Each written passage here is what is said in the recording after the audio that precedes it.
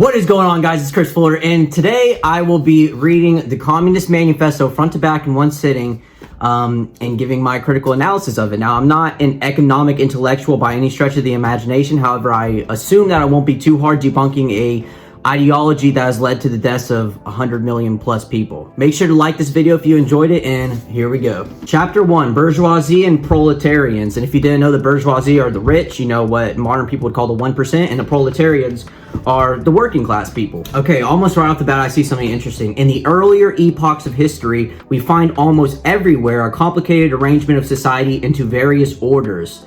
So to me, it seems like Marx has a very general and, in my opinion, oversimplification of history. I mean, every individual who strives to be objective in politics, history, even literature, arguably other than science, understands that there's nuance to things. You know, not everything is as black and white as some people make it out to be. And I think that's one thing that politicians use all the time, is this type of hyperbolic rhetoric and trying to put a very complicated issue, boil it down to one precise thing in order to put confidence in the citizen to vote for them, to put their doubts at rest. And something that comes to mind is when people nowadays condemn the founding fathers and automatically eliminate any type of knowledge they presented simply because they owned slaves. I mean, you'd have to be so intellectually lazy to fail to realize that obviously the founding fathers knew that slavery was immoral. That's why they wrote the Constitution how they wrote it. They're hopeful that the generations that came after them would live up to the standards that they were setting, not by action, but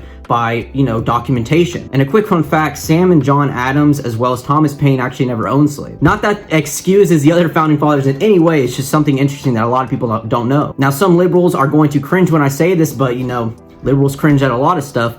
I would contrast slavery to modern day abortion. And I believe if somebody did their research outside of the mainstream media, that they would probably come to the same consensus as well. Abortion is extremely normalized today, even though everyone is aware of its immorality. And if you don't believe abortion is immoral, then, you have a whole nother list of problems that you might want to see a psychologist about. But I truly believe that, in the future, abortion will be looked at back today as, our type of slavery, because we're denying rights to 600,000 babies that are in the womb every year. That is how many abortions are done every year. Have any conception of abortion as you wish. I mean, I'm okay with people having the pro-choice view. I'm not here to convince you otherwise, but I do believe we live in an era where our ancestors will look back dumbfounded by the mass tolerance. Society as a whole is more and more splitting up into two great hostile camps, into two great classes directly facing each other, bourgeoisie and proletariat. So this is the argument that people make, that people have been making forever, that we will break down into a society where there's the rich and the poor, okay? There's no middle class. You hear this all the time with leftist politicians, that the middle class is disappearing. Even some Republicans make this argument, but the data shows, and I'm a very data-driven person, data indicates that the supposed middle class disappearing is actually the percentage of the middle class moving into the upper class. So yes, the middle class is disappearing, but it's because they're getting richer. And a fun fact, the past 50 years, we've lifted more than half the population out of poverty. Since the mid-1900s, we've lifted over 25,000 people every day out of poverty. Capitalism is one of the single greatest success stories in any economic system, because people aren't used to seeing economic systems going so well. They almost always fail. And that's not to say capitalism is perfect, but if you live in modern America, you have to acknowledge the fact that capitalism has created everything around us. Although it has created large and potentially corrupt businesses, those businesses provide jobs, those businesses provide innovative services, those businesses are what advances society. If there wasn't potential to become rich through creating new products and employing people, then people wouldn't do it. People would all sit at home and we'd have the government innovating everything for us. The bourgeoisie, wherever it has got the upper hand, has put an end to all feudal, patriarchal, idyllic relations. It has pitilessly torn asunder the feudal ties that bound man to his natural superiors, and has left remaining no other nexus between man and man than naked self-interest. It has drowned out the most heavenly ecstasies of religious fervor, which is very weird because Marx is a huge advocate of secularism, as well as many communists are. There aren't many Christian communists. Jordan Peterson has a great argument about this, where you can't be a Christian and still be a communist. So it's kind of weird that they're saying that the bourgeoisie has eliminated any type of ecstasy of religious fervor when communism is the one that takes away religion. Essentially what he's arguing is without communism, everyday man-to-man transactions are only monetarily beneficial. I mean, he's not even thinking about, charity, being nice to your neighbors. I mean, of course, this book was written a long time ago, but the language that he uses, the hyperbolic rhetoric that he expresses in this book suggests that that these are fundamental values that can be applied over time in even the most advanced societies, which he talks about later on. The bourgeoisie has torn away from the family its sentimental veil and has reduced the family relation into a mere money relation. See, this is so ironic, guys. Like, we all know that communism is a leftist ideal, but if you look at the left today, the left is the one tearing families apart. If you want to call me on some bullshit and say that's a right-wing talking point, what about when LBJ came in office after JFK and did the war against poverty and introduced massive welfare incentives for single mothers, and to collect the incentive, they would have people come check your house to make sure there wasn't a male figure in the house. So this incentivizes the mothers to have more children out of wedlock. This incentivizes them to break off their relationships with the fathers, and this also incentivizes the fathers to take off. It gave the father a get out of jail free card saying, you can leave your wife and not support them because they'll get money from the government. I actually do really enjoy the artwork in this book, though. I mean, let me know what you guys think. Do you think it is acceptable to have artwork around your home, like communist artwork or Soviet artwork, dare I say even Nazi artwork? Is that in itself a bad thing, or do you see it as just artwork and its history and it should be acknowledged? Because it's kind of fascinating to me. Society can no longer live under the bourgeoisie. In other words, its existence is no longer compatible with society. So yeah, let's just replace all rich people with the government. Let's see how that works. Giving the government that much power never really did anything bad. In this sense, the theory of the communists may be summed up in this single sentence: abolition of private property. That is intimidating. I mean, I hope that there aren't any modern day leftist, Marxist, socialist people who advocate for the complete abolition of private property. That is essentially, that is pragmatic, that is pragmatically, that is fascism. The only line of logic I can dissect from this ideology is that the abolishment of the private property would have a mild, if any, effect on the proletariats. Whereas for the working class, of course, it would be detrimental. The proletariats, or the working people, have very little private property, contrary to the bourgeoisie who own almost everything. So, it makes sense, but you can't take everybody's stuff, man. That's not how it works. To be a capitalist is to have not only a purely personal but a social status in production. Capital is a collective product, and only by the united action of many members, nay, in the last resort, only by the united action of all members of society can it be set in motion.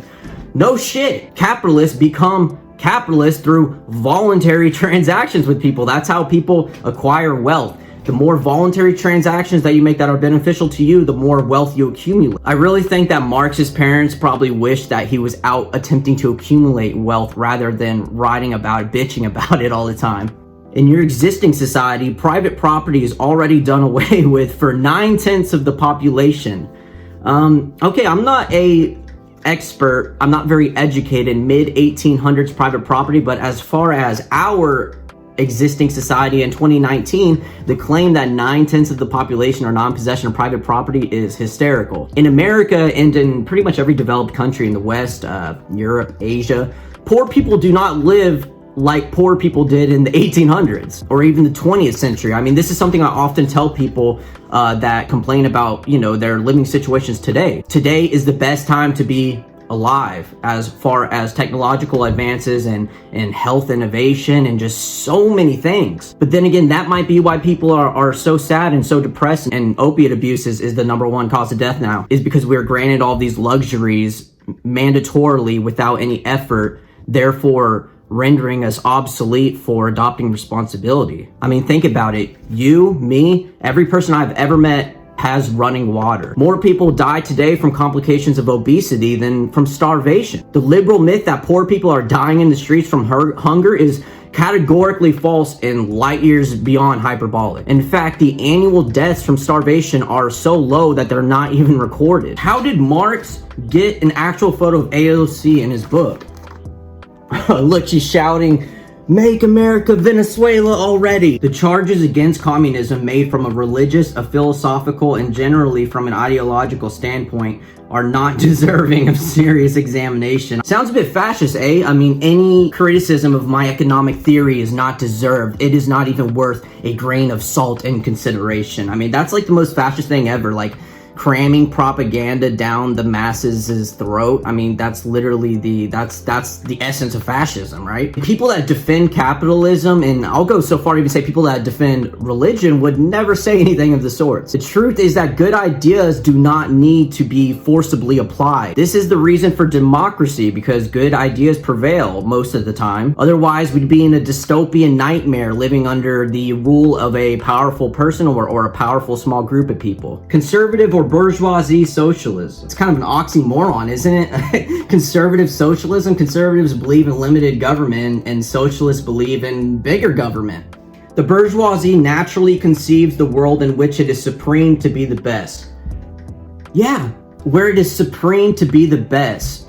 So are we not supposed to say that it's good to be the best? Are we supposed to advocate mediocrity? This reminds me of participation trophies. I mean, this is the idea that all kids are the same, and no matter your attitude or your intellect or whatever you do, Johnny, you're just as good as everybody else. You know, which is a great compassionate message. But the thing about compassion is not a virtuous trait when it's used to manipulate. And politicians do it all the time. Right? The left, everybody does it. The left shows compassion for illegal immigrants and for the minorities for votes, and then they don't see them again for 4 years. But the thing that we need to be worried about is the left controls the universities and mainstream media. So everybody who's brought up in today's world nowadays is initially granted the view of liberalism and told that's how it goes. And they're stuck like that unless they have conservative parents or mentors or they decide to do their own research. They have those opinions for the rest of their life because a lot of people don't get educated or interested in politics very much. This is the story of a lot of my friends. Well, if we talk about just normal politics, they're usually on the left side of things until I introduce some type of conflicting evidence or opinion that they weren't aware of, and they will change their mind soon after.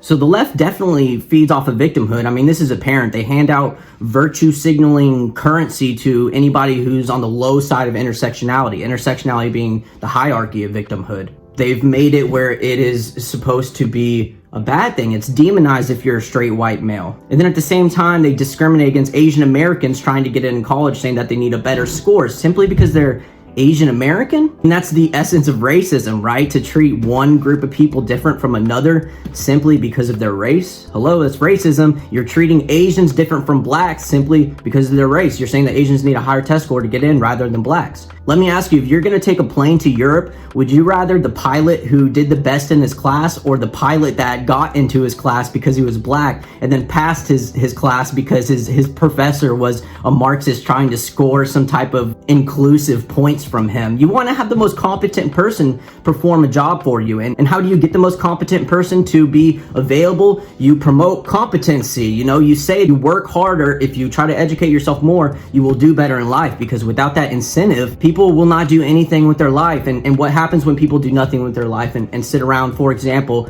once a month getting a welfare check? That's when you see drug abuse go up. That's when you see suicide go up, because people are sitting at their home not doing much, just collecting a check, and have failed to adopt responsibility, which is really the meaning of life.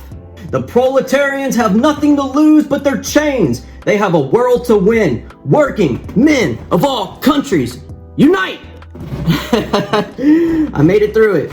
It looks like the rest is just a preface. So, the Communist Manifesto didn't take me too long. It's a short book. If you want to read it yourself, make your own opinions, then go ahead. I would go buy it through our beautiful capitalist system. I mean, isn't that beautiful? A book criticizing capitalism is sold in stores. I mean, it's kind of ironic, right? I mean, it's like an Antifa member who protests capitalism but goes and gets a venti mocha frappuccino from his local Starbucks before his Antifa rally. But that's gonna wrap this video up, guys. Make sure to like, subscribe, hit the post notification buttons at Conserving Chris. And I was thinking about making a video where I go out in public and bring the Communist Manifesto, but read quotes from like Donald Trump to people and see what they think. Or maybe bring out like a Donald Trump book or a Thomas Sowell book and tell them and read out Communist Manifesto quotes from it and see what they say. So yeah, at Conserving Chris, make sure to follow and subscribe. Peace.